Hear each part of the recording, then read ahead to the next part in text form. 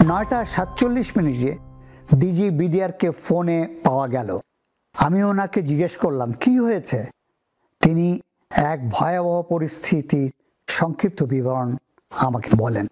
তিনি বলেন, দরবার চলাকালীন 2 জন সশস্ত্র সৈনিক দরবার হলে প্রবেশ করে। গত জুলাই-আগস্ট মাসে ছাত্র জনতা আন্দোলনে যারা শহীদ হয়েছেন তাদের আত্মার মাগফিরাত কামনা করছি এবং যারা আহত হয়েছেন তাদের দ্রুত আরোগ্য কামনা করছি। 5ই আগস্ট স্বৈরাচার সরকারের পতনের পর বিডিআর বিদ্রোহের কিছু প্রত্যক্ষদর্শীগণ এবং পরিবারবর্গ তাদের অভিজ্ঞতা তুলে ধরেছেন। আমিও আমার ভূমিকা আপনাদেরকে জানাতে চাই। বিডিআর বিদ্রোহ দমনে সেনাবাহিনী তথা সেনাপ্রধানের ভূমিকা সম্বন্ধে অনেকের জানা নেই এবং তারা নেতিবাচক ধারণা পোষণ করছেন। বিডিআর হত্যাকাণ্ডের উপর একটি বই আমি লিখেছি, যা সহসাই প্রকাশ করা হবে। বিদ্রোহের 15 বছর ধরে আমরা শুধু বিগত সরকারেরই কথা শুনে গেছি এবং প্রকৃত ঘটনা অনেক কিছুই আমাদের জানা নেই এবং জনগণও জানতে পারিনি। সরকার এ ব্যাপারে একটি তদন্ত আদালত গঠন করে এবং সেনাবাহিনীও একটি তদন্ত আদালত গঠন করে। যখন আমি সেনাবাহিনীর পক্ষ থেকে আদেশ দিয়েছি তদন্ত আদালতের, তখন আমাকে বলা হলো যে সরকার যখন তদন্ত আদালত করছে তখন আবার সেনাবাহিনীর পক্ষ থেকে এই আদালতের প্রয়োজনটা কি? প্রতিউত্তরে আমি বললাম, একই ঘটনায় বিভিন্ন পর্যায়ে তদন্ত আদালত হতে পারে। যদি একটা ব্যাটালিয়নে কোনো ঘটনা ঘটে, ব্যাটালিয়ন কমান্ডার তদন্ত আদালত করবেন, ব্রিগেড কমান্ডার করবেন, প্রয়োজন হলে ডিপ কমান্ডারও করতে পারেন। তদ্রূপ আমিও আমার 57 জন অফিসার হারিয়েছি। আমি মনে করি আমার দায়িত্ব, আমার জানার প্রয়োজন আছে, পুরো সেনাবাহিনী জানার প্রয়োজন আছে কেন তাদেরকে হত্যা করা হলো এবং এই হত্যা করার কারণ আমাকে বের করতে হবে। এরপরে তেমন কোনো কিছু আর উচ্চবাচ্য সরকার থেকে আসেনি। তবে এই তদন্ত আদালত করতে যেসব জিনিস প্রয়োজন তা সেভাবে সরকার থেকে আমরা সাহায্য পাইনি।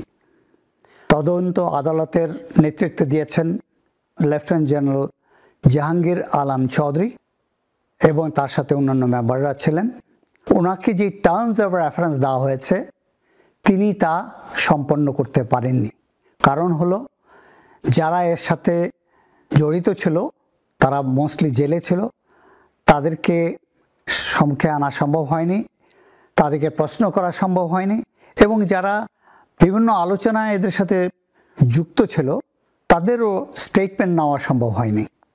সেই জন্য উনি টার্মস অফ রেফারেন্স অনুযায়ী ওনার দায়িত্ব পালন করতে সক্ষম হননি। সেনাবাহিনীর তদন্ত চলাকালীন জেনারেল জাহাঙ্গীর কয়েকবার আমার কাছে এসেছেন এবং ওনার প্রবলেমগুলো তুলে ধরেছেন। হাওয়েভার আমি নিশ্চিত যে উনি এখন স্বরাষ্ট্রমন্ত্রী হয়ে এই তদন্ত আদালত প্রয়োজন হলে পুনর্গঠিত করে সম্পূর্ণ তথ্য বের করে এবং কারা এর সাথে জড়িত দেশে এবং বাহিরে তার নির্ণয় সক্ষম হবেন।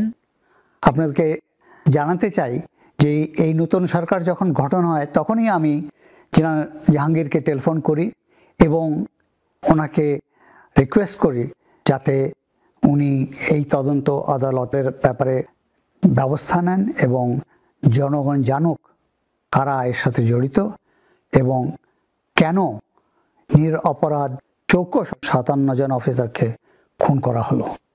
কি ঘটেছিল সেদিন পিলখানায়, কারা এর সাথে জড়িত ছিল, কেন 57 জন অফিসার সহ মোট 74 জন অফিসারকে হত্যা করা হলো, সেনাবাহিনীর ভূমিকা কি ছিল তা আমি সংক্ষেপে বর্ণনা করছি।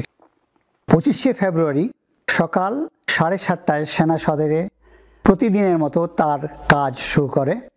কর্মসূচিতে সেদিন একটি গুরুত্বপূর্ণ মিটিং ছিল, সেটা হলো জিএসপিসি মিটিং। এই মিটিংয়ের মাধ্যমে সেনাবাহিনী সিদ্ধান্ত নেয় নেক্সট ইয়ারে কী কী জিনিস প্রকিউর করবে।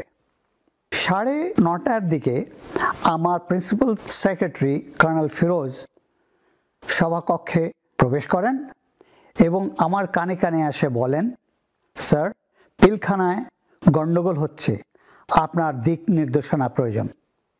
সভা স্থগিত করে সিজিএস এবং ডাইরেক্টর মিলিটারি অপারেশনকে সঙ্গে নিয়ে আমার অফিসে এলাম। ঘটনা সম্বন্ধে বিস্তারিত জানার জন্য আমি জেনারেল শাকিল এবং প্রাক্তন প্রধানমন্ত্রীকে টেলিফোনে সঙ্গে দেওয়ার জন্য এডিসি ক্যাপ্টেন জুনায়েদকে নির্দেশ দেই। তাদের ফোন কন্টিনিউয়াসলি ব্যস্ত ছিল।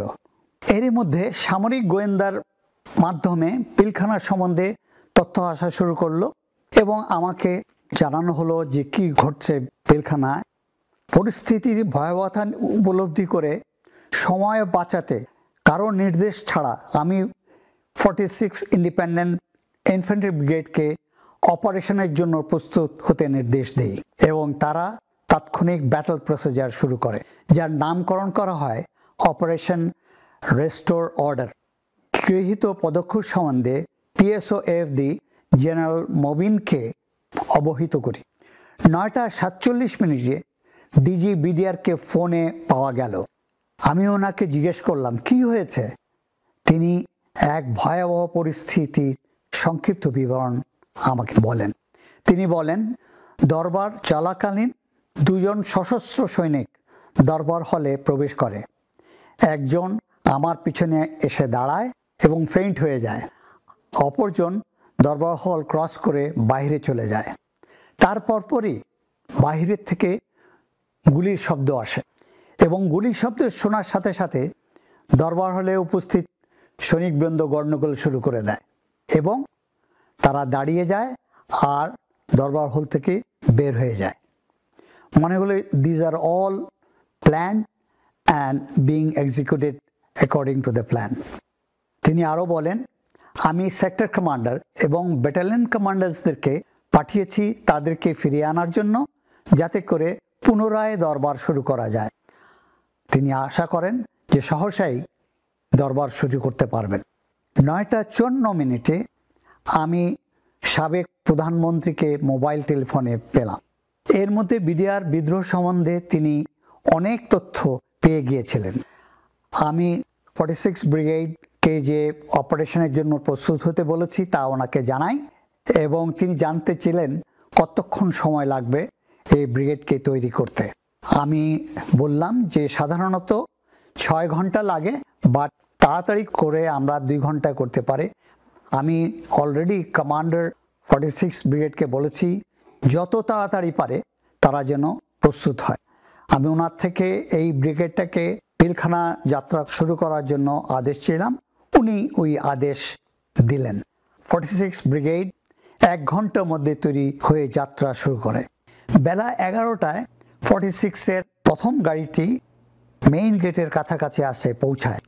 বিদ্রোহীরা টের পেয়ে একটি পিকআপকে লক্ষ্য করে রকেট ফায়ার করে। রকেটটি পিকআপকে হিট করে। ড্রাইভার জাহির ঘটনাস্থলেই মৃত্যুবরণ করে এবং সেকেন্ড সিটার গুরুতর আহত হয়। 10:30 থেকে 11টার মধ্যে বেশিরভাগ অফিসারকেই হত্যা করা হয়েছে।